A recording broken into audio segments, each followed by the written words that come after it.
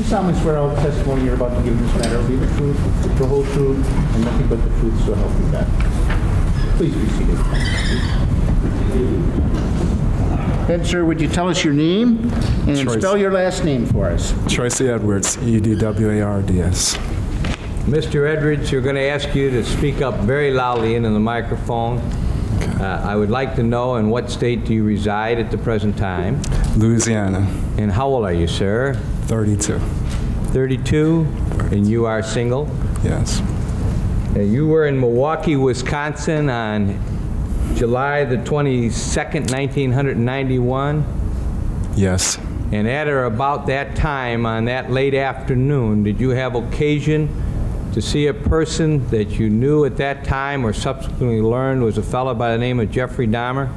Yes. And you know that Mr. Dahmer you're speaking about is the defendant in this case to my right, correct? Yes. And that made a record I show the identification. Sir, would you indicate where Mr. Dahmer is seated in the courtroom? It's over there. Right in the middle between my two associates? Yeah. Is that right? That's right. Okay. The record should reflect the defendant's been identified.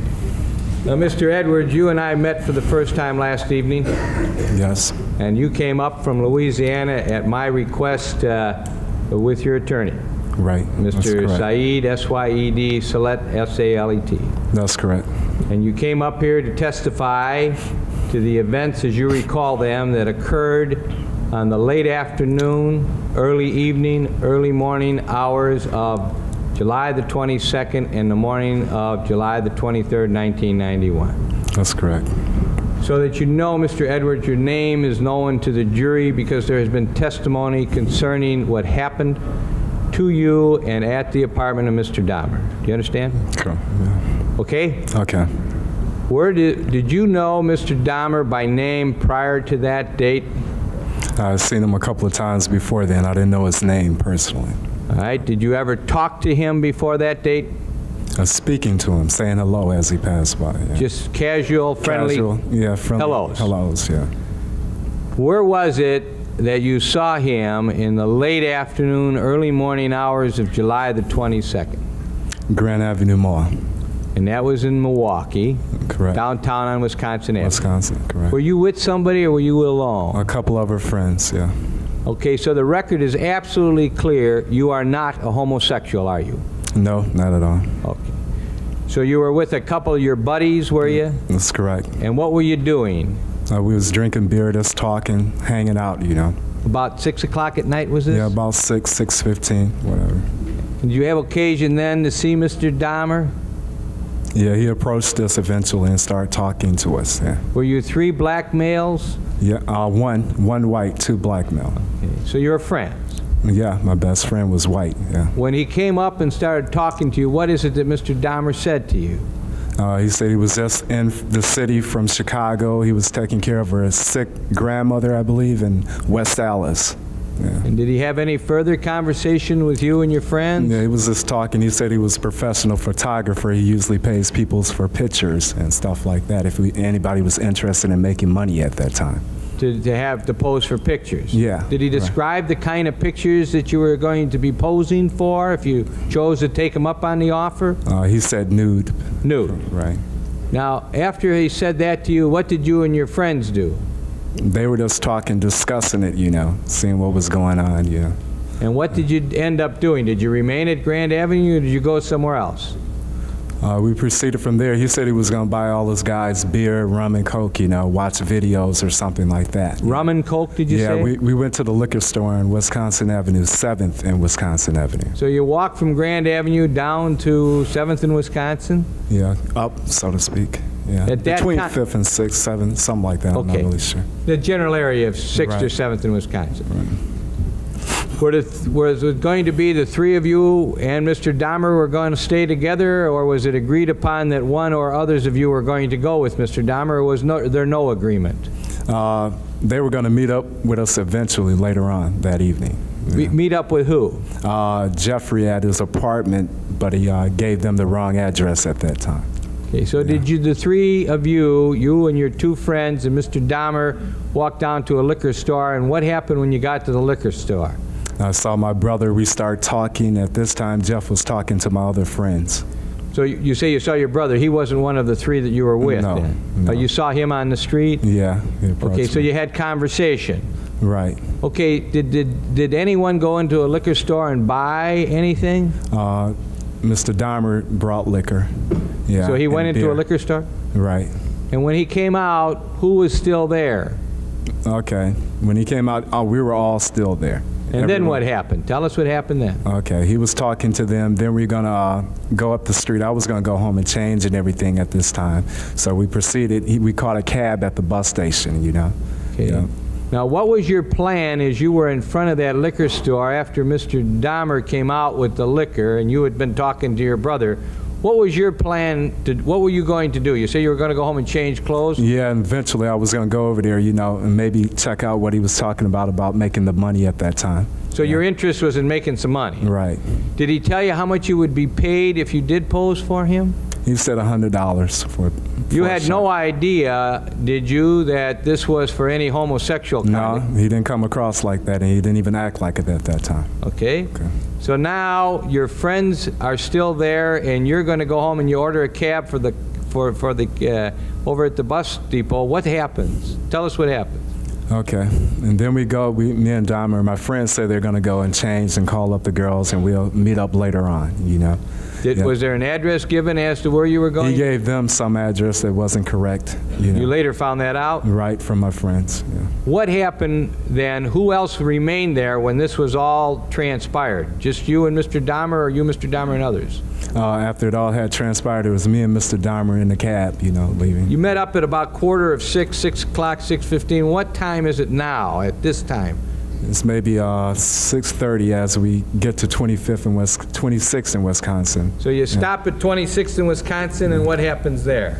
Okay, we get out the cab then, and then he suggested he go to the store and get cigarettes before he went to his apartment. And after he did that, did you go to his apartment? Yeah. What route? Through the alleys, through the back way. We Was entered the back. was there any discussion as to why you were taking that route? Said it was safer, people wouldn't bother us or whatever. At the time that you were walking with him towards his apartment, what was your plans on doing when you got to the apartment? Really drinking the beer, I wasn't really sure if I was going to pose or not, you know. Yep, I wasn't really sure at that point. No. You at least were contemplating maybe you would. Yeah, I was going to make up my mind once I got there or whatever, you know. Were you in need of money? Yeah, I just started working and the offer sounded good at that time. Okay. Now, when you got to his apartment, how was he acting? Tell us about his, tell me about his demeanor. You know what I mean by that, Mr. Edwards? Yes, How was he I understand. acting? Just like a normal, everyday person, you know, friendly, good conversationalist. He was talking about the military, things of that nature, yeah. Had you been in the military? My father retired in the Air Force, so I've been to several different bases. I was born on an Army base in Fort Carson. And that's the kind of thing you were talking to him It's about. like a family thing, you know, so I know a lot about it. Had he been drinking alcohol? Yeah, I consumed some. He was drinking beer at the time when I first Well, met. the time that you were like going to his apartment, was he intoxicated? No. Had he been drinking? Yeah, I've been drinking a couple of beers. How about you? Were you intoxicated? No, not at all. Had you had something to drink? I sipped maybe a little beer, my friend's beer, that was it. All right, now you get to the apartment. Do you go in the back way? Yes, correct. You went up to the apartment. Tell us what happens when you get up to the apartment. Tell us what you observed, what your senses told you. Okay, first of all, it seemed like a normal apartment. When we got inside, he turned off burglar alarms. I asked him why. First, it was a foul odor, okay? Tell us about that. What kind of an odor? It was just like an odor. I didn't quite know what it was. You know, he told me a sewer pipe had broke and management would take care of it. You know? And did you accept that? Yes, because I worked around at construction companies before, and when pipes bust, sewer pipes bust, they smell, you know. Okay. So I brought that. So you say your first thing you did was notice the odor. He opened the door to the apartment? Yes, And you walked in. yes. He turned off something. What did he turn off? Alarms. Did you ask him about that? Yeah, and he said the part of the neighborhood he was in, he was protecting his property, things like that, cameras, VCRs, TVs, things of that nature. Did you accept that? Yes, I did. After getting in the apartment, can you generally describe the apartment, both the apartment that you saw then and the apartment that the other parts of the apartment you saw? Tell the jury what the apartment was like. It was like normal, pretty decent apartment, had nice things in it. You know, it had certain boxes sitting on the front, muriatic acid boxes. I asked him about it. He said he cleaned bricks with those, you know, which you can use that type of acid to clean bricks, so I brought that also. I'm sorry, I didn't understand what you just said. You asked him about some boxes? Yeah, that were laying in the front living room floor. And what did he tell you about those? That he cleaned brick with the muriatic acid. Okay. Now, was the apartment small, large, medium? Give us the size. Kind of medium size, yeah. All right. Now, when you went in there, you went in, as you entered, were you in the living room? Yes. And what was the living room? What did you see in there? The boxes you told us about? The boxes is a couch. There's a fish tank there also. A black lamp. Yeah, there was a little table-like on the left side. Could you see a refrigerator? Yeah, I could see the refrigerator on my left. Was it close to the living room? Yeah, maybe 8 feet from the living room. So it was just off the living room? Right. Now, did you stay in that room or did you go to another room right away? We stayed in that room for a while. And where did you sit, if you did? Okay, at the end of the sofa, like I am now, this is a sofa. I was at this end, and he was at this side. Referring to the jury, I mean, the witness box, if that were a sofa, he would be at that end. That is the end where he's seated on the witness stand, which would be the part closest to the judge. Is that right? That's correct. And where did Mr. Dahmer, what did he do? He sat like here, maybe a couple feet from me. Not close to you? Maybe 2 feet. You in fear of anything at that time? Not at all. Okay, and what did the two of you do? Okay, he said we were still talking, chatting, you know. He asked me, was I interested in doing the photography? You know, I told him I was still contemplating, so therefore he offered me a beer and a rum and Coke mixture at that point. Now, you're fully clothed. Yes. Okay, and you're sitting on a couch. Right. And he talks to you about this posing, and you weren't sure you're going to do it. Right. How much had you been offered to do the posing? $100. Okay. And when he brings you the beer, he brings you rum and Coke? Yeah, he brings the beer first, and then he brings the rum and Coke. How big of a glass? Maybe that big. Yeah. About 4 inches high? About 4 inches, yeah, 3.5, something like that. Did you ever taste it? Yeah, I took a few sips. Was it strong, weak, medium, or just about right? I'm not a big liquor drinker, so it didn't taste that good to me. Didn't taste good to you? You don't know if it was strong or not? Strong or not, no, because I'm... What did Mr. Dahmer do? Did he likewise have a drink? No, I think, yeah, right, a beer, but I don't think he drank all of his drink at that time. Did he have any rum with him? I just noticed the beer, right. Okay. What time are we talking about now that you're sitting on the couch and you get the beer? You got over there about what time, and how long after this? It was about before 7, quarter to 7, something like that. So you're sitting on the couch, he brings you a beer and rum and Coke, what happens? Okay, then we just study talking and everything, you know. General talk? General talk. Yeah. What happens? Yeah, then I was just, I don't know, getting a little agitated maybe, you know, because of the smell and things, and then he threw my conversation off talking about the fish in the fish tank, you know. Okay, when you start talking about the fish in the fish tank, do you bring that up or does he? He does. And what do you do when he does that? I turn to the right, like the fish tank is here, I'm turning all the way over here.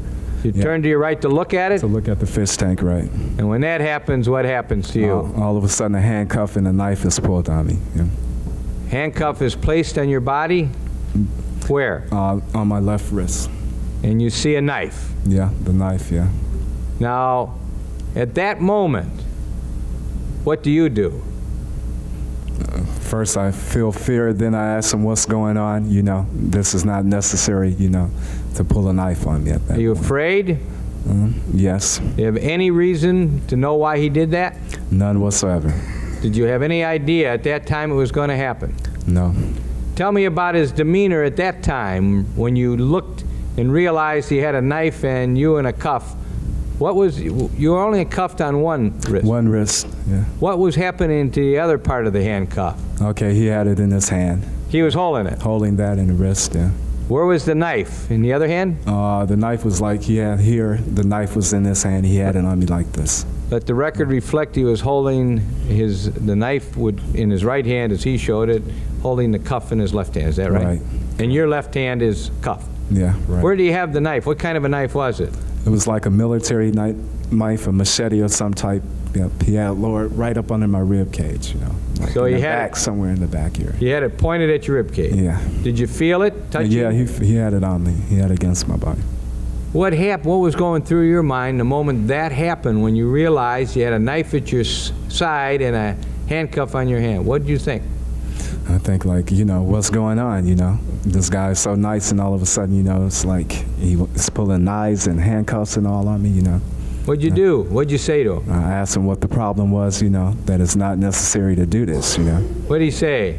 He told me at that point if I wouldn't do what he said, he would kill me, yeah? Now, tell us about his demeanor at the time that you look at him and you say, what's going on? You don't have to do this.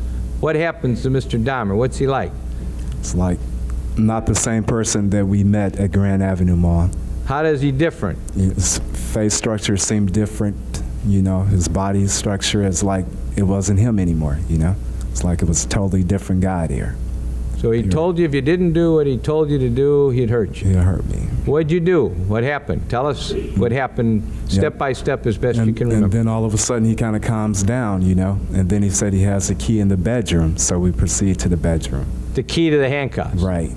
So you believed he was going to take them off? Yeah, at that point I had to go along with this guy, you know, and then if I had to find out, so I walked back there with him. He kind of guides me back there, you know. Guides you back with the cuff and the knife? Yeah, right. And you go into the bedroom? Right. What do you see in the bedroom? A big, about 50, 60 gallon drum barrel, whatever. Do you ever see a 50, 60 drum barrel in anybody's bedroom No. before? Not at all. Do you have any idea? Did you ask him what it was? No, at that point I asked no questions at that time. You know. Was there a bed in that room? Yes. How was the bed? Was it made, unmade? What did It was unmade. What did you see on the bed, if anything? Something like a stain of whatever, yeah, on the bed. What did you think it was? At that point in time, I wasn't sure. What did you do when you got in the bedroom as he's holding on to the cuff and the knife? What did you do?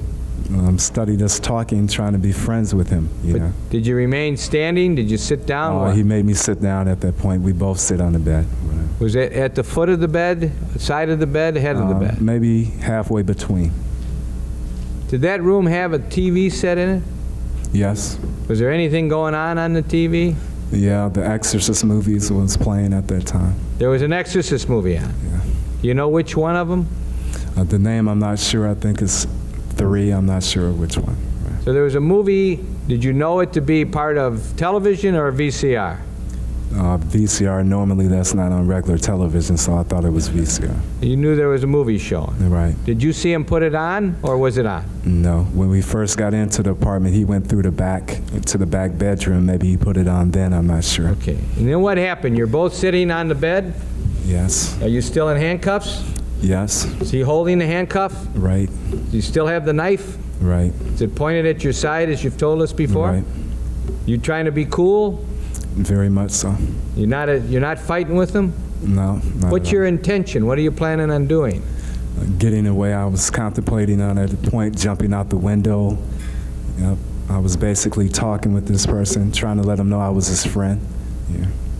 As you were sitting there on the bed, when he had you by the handcuff and a knife at your side, at that time, which would have been maybe 7 o'clock, something like that. what impression was made upon your mind by the conduct, action, manner, expression, and conversation that you observed of Mr. Dahmer?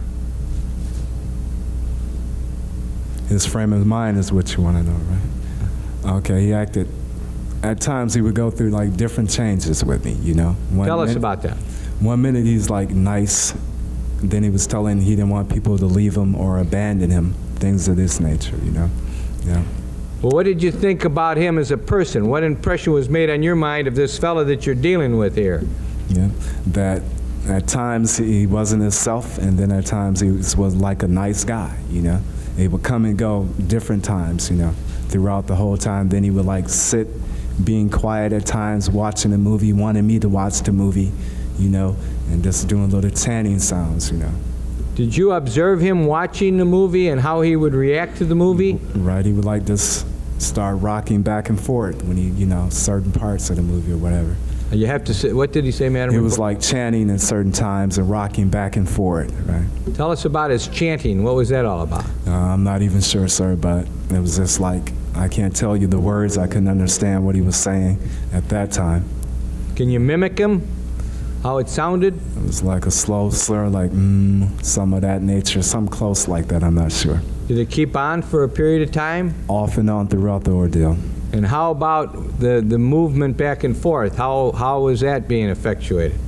Just like back and forth, he would do it every now and then. You know? Just as you are rocking in your chair? Like this. And chanting? And chanting. Was there any parts of the movie that was going on that you saw that he said anything about? It was like the part about the preacher that used to be a preacher that had got possessed, and that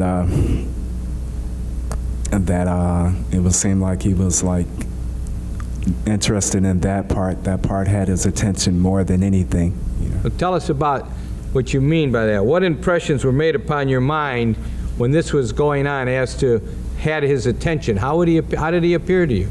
It appeared like it was like he wanted to mimic it or be like that part, you know, being demonized or whatever in that nature. I'm sorry, I missed you. Yeah, like he wanted that type of movie, that part, certain parts of that part interested him, you know. It was like he changed with it at times. Then he would get more aggressive, try to get me to handcuff myself, both hands. And he's told me it made him feel more dominant at that time. Okay, did you and he move off of the bed at any time? Yes, he wanted me to lay flat down, stomach down on the floor at that time. Did you at any time go to the bathroom, use the washroom, prior to the time that he asked you to lay down on the floor? No. All right, tell us what happened how did that happen that he told you to lay down on the floor? You know, he told me to lay down, face down, put both of my hands behind my back because he changed again at that point, like he got more aggressive at that time. Okay, now, but tell us, did he still have the knife out? Yes, he still had the knife with him. And what did you do? Okay, I kind of like laid on my sides for some reason. I guess God told me not to lay flat down or let this person handcuff me, so I didn't. So you were trying to stop that from happening, but you got down on the floor. Right. What did he do? He kind of laid across me, put his head across my chest at that point. And what was he doing with his head? Pardon me? What did it appear to you he was doing with his head? What was he trying to do? Like he was listening to my heart, because at a point he told me he was going to eat my heart at that point. He said he was going to eat your heart? Yes, that's correct. Did he still have the knife? Yeah. Where was the knife pointed? When I was on the floor, he had it pointed at my groin area at that time. One knife? He had several, and then he slid one. I managed to slide one underneath the bed. And I guess during a point of time through an ordeal, he didn't know where the knife was, so I didn't know if he felt that was a threat or not. So he still had a knife, you're on the floor. How long does he lay on top of you trying to hear your heart as you've described it? Maybe a minute, minute and a half. And then what did you do then? I knew something was about to happen, so I suggested that I go to the bathroom. I had to use the bathroom at that time. And what did he do? He kind of guided me to the bathroom. So when you say he guided, you still had hold of your handcuff? Yes. And you went to the bathroom? Right. Did you urinate? Yeah. Were you able to utilize your own zipper, or did he touch you at all? Touched me in no way. Didn't attempt to look. He just held me in back, you know. So in other words, he didn't try to look at what your penis looked like or anything? Not at all. So after urinating, did you think that you were going to be the victim of, did he ask to engage in any homosexual acts with you? None whatsoever. Okay, so now you leave the bathroom and what happens?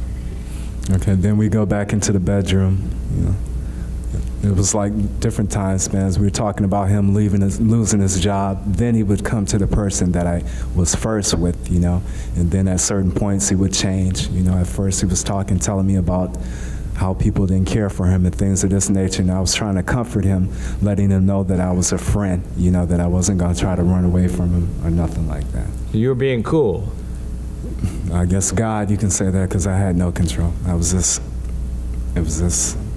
know. Did this continue on for a long period of time during the night? Yes, apparently so. Time seemed to, I don't know.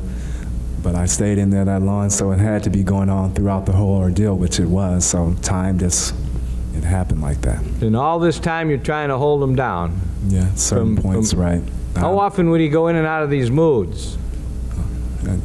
Sir, the time spans I couldn't really tell you, but like he would I guess if you want to put it together in time, every 30 minutes, 20 minutes, something like that, you know. And then he would have moods of being just silent, you know. And I wouldn't say anything, try to provoke him or say the wrong thing. I would be silent with him. Okay. So you just let him be alone. Was that movie on the whole time, a long time? It was on a pretty good period of time, yeah. And when it went off, I couldn't tell you. Did he continue to chant from time to time? Yes, it happened several times throughout the ordeal. Now, when he would watch the movie, did you notice when he would go into this thing that you told us where he would really become fixed on the movie screen? What was happening? How often would that happen? Throughout the movie, maybe every 15 or 20 minutes, and then he would turn around and try to ask me to put both of my hands behind my back, and I wouldn't, you know, do it. I would talk to him. I'd tell him, you can trust me, you know, you don't have to do this, and that would calm him down a little bit. He had the knife the whole time. Right. He's watching the movie, and he becomes very interested in the movie. Right. You don't do anything, just sit there. Just sit there and be quiet. And then he would start conversation with you again. Yeah, he was like you're gonna have to do this and that, you know. Then he told me at a point I was gonna have to kill him, or either he was gonna have to kill me at one point. Were you and he drinking during this time? No. So he wasn't running out, bringing you out and getting beers and coming back? No, I would have been out the window at that point. Sure. If he would have. Did he, when he was fixed, I'm trying to get some words to understand, was he intoxicated? He had been drinking, but as far as being intoxicated, he was not staggering or anything of that nature. But you know that some people, when they have too much to drink, change their moods. Was that the kind of mood changes he was having, or a different kind of mood change? I think this was like more of an inner mood change than an alcoholic mood change. What kind of mood? It's like inner mood? Yeah, a person change, not alcohol change. What did you think about this guy? What was going through your mind as to who you were sitting next to, who was doing all these things? A bizarre individual, someone that was very confused at this time. Now, there came a time when you went to the washroom again? Right, I suggested, yeah, because he had started getting aggressive a little bit again. I suggested to go to the bathroom. He let me stay in there by myself while he stayed outside the door at that time. And what happened then? And then I told him, well, I was contemplating, I was asking God, shall I make my move now? And I was going to just jump out the window. But when I got out, for some reason, I asked, could I have another beer? Yeah. And what did he do? And he reaches over, he guides me over and reaches in and get a beer. He still got you on the cuff? Yeah, and then he tells me, I told him I want to sit in the front because it's an air conditioner. I was just going to try to jump out the window or go for the door or whatever, and because the back bedroom didn't have an air conditioner, only in the front. So I suggested we sit on the couch. I had unbuttoned my shirt to try to make him feel more at ease. And then I just sat on the couch and he just started going out of himself again. Yeah. Going out of himself? Yeah, he was like paying me no attention at that time. Like he wasn't there? Yeah, he started the chanting again, and it's like just sitting there, you know. And then I just, for some reason, I said, well, I need to go to the bathroom again, and he didn't follow me at that point. So I reached up, I got up, and then I hit him, and I ran out. So you hit him? Right. Did you have any other belongings there? Yeah, I have my bag right there at the end of the couch. I sit in exactly the same place I sit when I went in there. So when you got up, he let go of your cuff to let you go to the bathroom again? He didn't even, he just let me stay there. I was going to go for the window. At that point, he didn't even have the cuff. It's like I wasn't even there anymore. Yeah. And when you saw that, what'd you do? I just seized the opportunity. I said, well, at least I'm going to die trying. I'm not just going to sit here, you know. What'd you do, son? I hit him, and I ran towards the door, and he was right there, tried to grab me, get me back in there. And what happened? Then I made it outside. So he wasn't able to bring you back Bring in? me back in there, no. He tried. He tried. And as you left that apartment, as you got away from him, I'm going to ask you again, what impressions were made on your mind by the conduct of Jeffrey Dahmer, by the actions of Jeffrey Dahmer, by the manner, expressions, and conversations of Jeffrey Dahmer that you observed? Can you give us some words? It's like I told the policeman that this freak, this crazy guy, was trying to hurt me. Yeah. Did you run out of the building? Yes, I did. Did you summon help? Yes, Milwaukee Police Department? that's correct. Did they come back there with you to the apartment? Right. Did you eventually go back into the apartment with the Milwaukee police officers? Yes. And then he was arrested. Right. You gave a statement to the Milwaukee police a few hours later? Yeah. Guess you could say a few hours, yeah.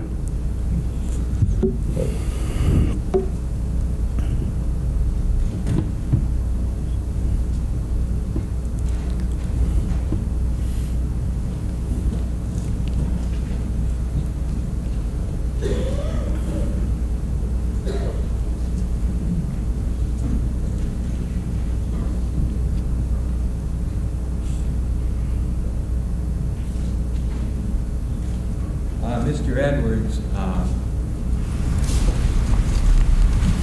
through your lawyer, I had you come to Wisconsin to testify. That's correct. Other than your expenses, you're not being paid anything, No. correct? Is that true? That's true.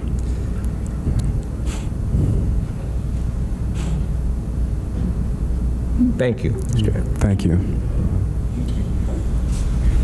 Mr. McCann, how long do we anticipate the cross-examination of this witness will I'd say take? at least half an hour, Your Honor. Okay. That being the case, I think it's appropriate that we take a recess at this time, about 15 minutes. Court's in recess. All right, please.